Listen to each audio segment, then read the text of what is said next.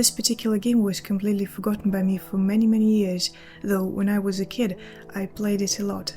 It was remembered a couple of weeks ago and it was sort of a sudden revelation. I was doing some totally unrelated things, cutting potatoes or something, and then just like, oh, that game. I wanna play it. It's Enclave.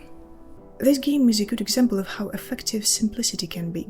You will see that the gameplay isn't hard and the story isn't complicated, though it is decent. The fight between good and evil, which takes place in the land divided by a rift, long time ago created by a wizard named Zale to prevent ancient evil from devouring the world. Here is this world, and it's not big. It is divided into separate locations. These locations are not free to walk into whatever you want. These are linear, relatively small corridor spaces, and each location is a specific quest. So this is how the game basically works. We're jumping from location to location and doing something good or something evil, depending on the campaign. And yet, this fantasy medieval world of Enclave is interesting. Let's dive into it. When the world yet again comes too close to its end and evil demon Vata has a rather unpleasant intention to destroy everything and enslave those who will survive, the salvation of the world falls on the shoulders of an unknown prisoner. There he is. A knight, one of the game's playable characters. The game has two campaigns. The Dark campaign allows you to become the minion of darkness and help Wata and his armies of Dragata devour the world. The Light campaign allows you, obviously, to do the opposite.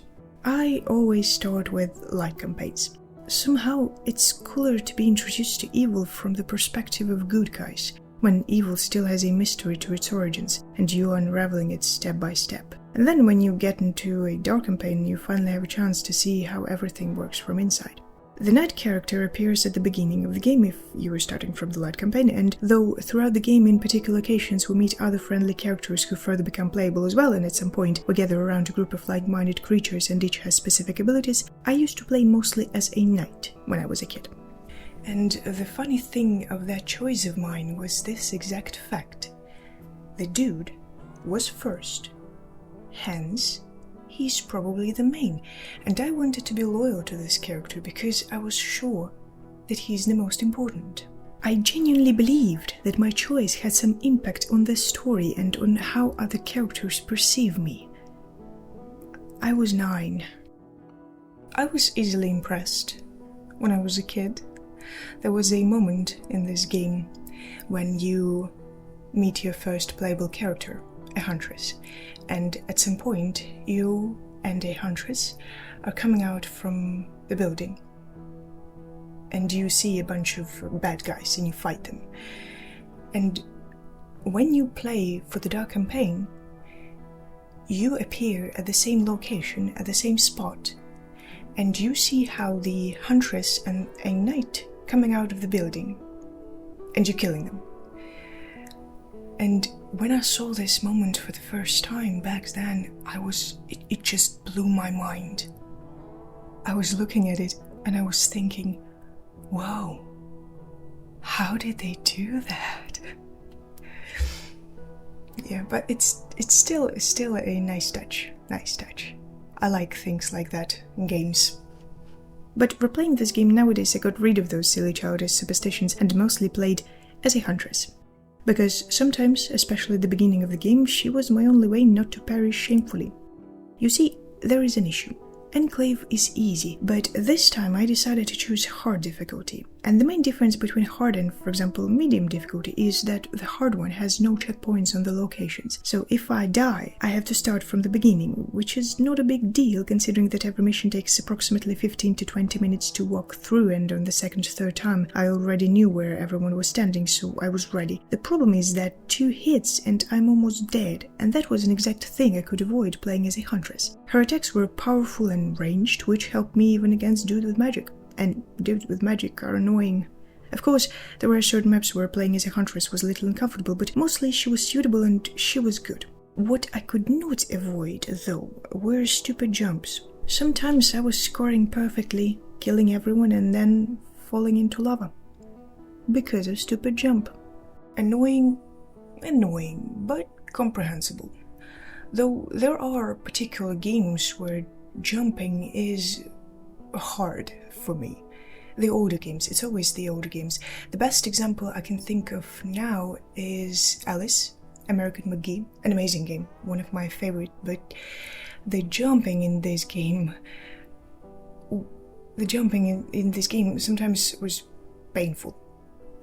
No, there is an issue in certain games, and in this game in particular, when you calculate your jump, and then you jump, but your character does not mount on the spot you were aiming for, but starts slightly sliding around it, like all the area is covered in butter. Slightly, but that changes everything, because it brings panic, and you're frantically trying to stop him, and somehow it seems so hard, especially when you need to jump on a small area. That's irritating. Enclave, on the other hand, has another issue, and I had this issue a couple of times when there were moments when the dudes they're pushing barrels and boxes on you, and you need to avoid them. And I remember that there was a moment like that once, and I waited till the barrels stopped moving, but they did not move completely. The one was still slightly shaking a bit, but I decided that the danger is over, and I just started to walk. And I stepped on this barrel, near this barrel, and it killed me. Anyway, I often played as druid as well, because due to the magic they're only annoying if they're against you, otherwise they're awesome. Closer to the end of the game, when I had enough money to buy the best sword and the best shield, I played as a halfling, which is basically a female version of the knight, but faster. I read somewhere that she's also weaker than the knight, but when you are able to get the best sword and shield, it doesn't really matter. That weapon literally makes you unkillable, you don't even need armor. There was also an engineer, a guy with bombs, and a wizard.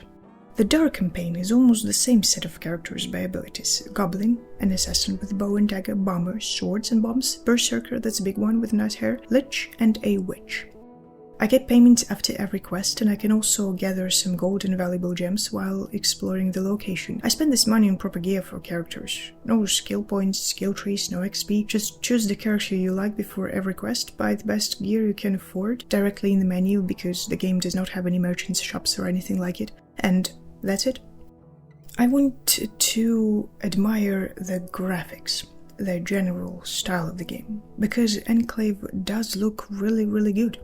While it does not have a wide dynamic world I could walk around and explore, the locations are enjoyable and sometimes downright beautiful. The umbrous corridors are filled with soft and pleasant lights, making such locations comforting and cozy. Even the small spots, furniture beside a wooden wall with a candle on it, fireplaces and forges, the lighting in general, it helps to induce this fantasy medieval atmosphere. Beautiful. This place, for example. After so many years of not playing this game, I was again surprised by the beauty of the location. There is also a house floating in the sky, and I remember this haunted-looking mansion particularly well. And this one reminds me of BioShock. Each location is different, unique, and interesting. Enclave also has memorable story characters. During the lead campaign, the hero mostly interacts with the Empress. The Empress is a strong, wise woman. She is the one who coordinates all the fights against Vatar. She has a daughter, and her daughter is an annoying little shit. She straight up disliked me and my little group of friends just because. No relatable reason. I mean, I understand she is worried about her people, she is allowed not to trust strangers, but that attitude is unacceptable. Especially considering that we have been doing all the dirty work, and we saved her, and even when we're saving her, she was still annoyingly rambling and babbling. Can you imagine? She dies in Dark campaign, which is satisfying, I'm not gonna lie. The Dark story characters. Let's start with the aforementioned demon Vatar, the main evil in the game. That's a cool one. A little bit disgusting, but in a good way. I was scared of this dude when I was little. The quest where I had to fight him was so unnerving, but I kinda like him when I was playing for the Dark campaign. He was really chill, especially if we consider that he will give us a chance to avoid death. Just to use us, of course, as demons and other dark creatures are not about friendship, they're about blind loyalty. But still, it was nice of him to do it. Murdessa, the High Counselor of Arkmoor, the main fortress where evil resides, is the primary quest giver, and she looks exactly how you would expect her to look. There was also this monster which became one of my first child's fears, and to be honest, even replaying this game now, that growl made me feel a little uneasy. Another thing I would like to mention, and which probably made a big impact on why this game became so memorable, is the music. It is good, and it fits the game so well. Seems like no other music will be good for Enclave, only this one. And the music, along with the graphics, storytelling, narration, voice acting, not just in cutscenes but in regular fights, orcs, growls, goblins, funny screams, the assassin's silent whispers, "Hey you, over here." The whole game is almost creating a feeling that I'm reading an old fantasy story, a fable, which is interesting because Enclave is not complicated and yet it creates a proper dark medieval fantasy world. Yes, this game is not the best, but it works perfectly as it is. It's funny that, in my memory, this game was archived as a strange game. I don't know why, I can't explain it, but somehow when I had a chance to think about Enclave, it always appeared in my head as a sequence of odd blurred flashbacks, like Enclave never existed and I just made it up. An old game from my childhood I barely remember, but when I started to think about this game more thoroughly before playing it again, I realized that I remember everything. It's just a weird thing and I can't explain it. Because Enclave is not weird. It is good, and I had a lot of fun playing it again.